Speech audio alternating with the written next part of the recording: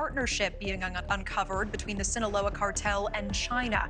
We first want to bring you new updates from Customs and Border Protection right now. Border encounters down 25% since the recent Biden administration executive action on immigration. It does appear to be having an impact. Daily encounters with migrants at the southern border have dipped below 3,000 a day. You are looking at data from June 15th through the 17th. Well, making headlines tonight, U.S. officials say they have uncovered the intricate relationship between Mexico's Sinaloa cartel and underground Chinese banking groups in the U.S. They say these banking groups laundered more than $50 million of the cartel's drug trafficking profits. These are photos from the scheme. At least 24 people have now been charged in connection with this.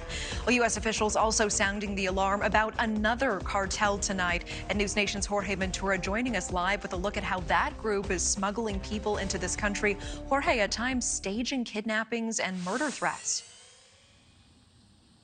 Natasha, the Nueva Familia Michoacana is among the most powerful cartels in Mexico. They're not only known for their ruthless tactics, but now they have operations of moving fentanyl into the United States. The cartel produces fentanyl in various locations throughout Mexico and then traffics it into the U.S. through areas like Nuevo Laredo, Reynosa, Tamaulipas, and moving it into major cities like Houston, Charlotte, Dallas, Tulsa, Chicago, and Atlanta. Now, besides drugs, the Nueva Familia Michoacana is heavily involved in human smuggling. The cartel extorts individuals by staging fake interrogation or murder scenarios, which then the migrants use to claim asylum upon reaching the United States. These individuals pay the cartel for this type of service. Additionally, the cartel forces others to then transport drugs into the U.S., threatening to kill them or their families if they do not comply. Now, the shift from drug trafficking to human smuggling by the Nueva Familia Michoacana is driven by high profits as migrants pay significant amounts to reach the United States. In many cases, the cartel combines these operations by using migrants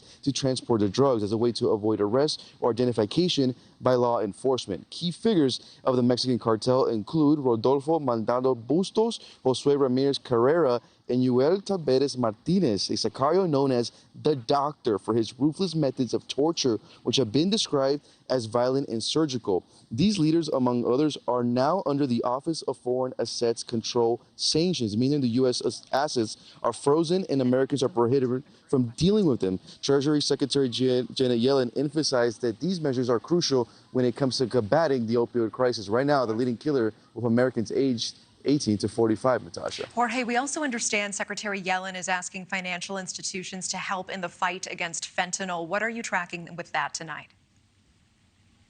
So Secretary Yellen will be asking financial institutions to keep a lookout for red flags and guidelines when it comes to the financial networks. U.S. officials want to now go out after these financial networks backing U.S.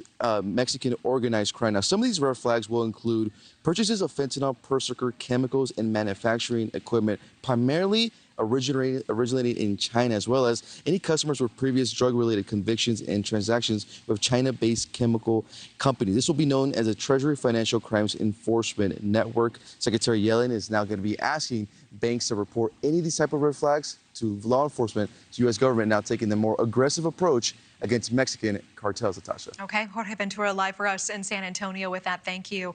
Thank you for watching. Go to newsnationnow.com to find NewsNation on your television provider. And don't forget to click the red subscribe button below to get more of NewsNation's fact-driven, unbiased coverage.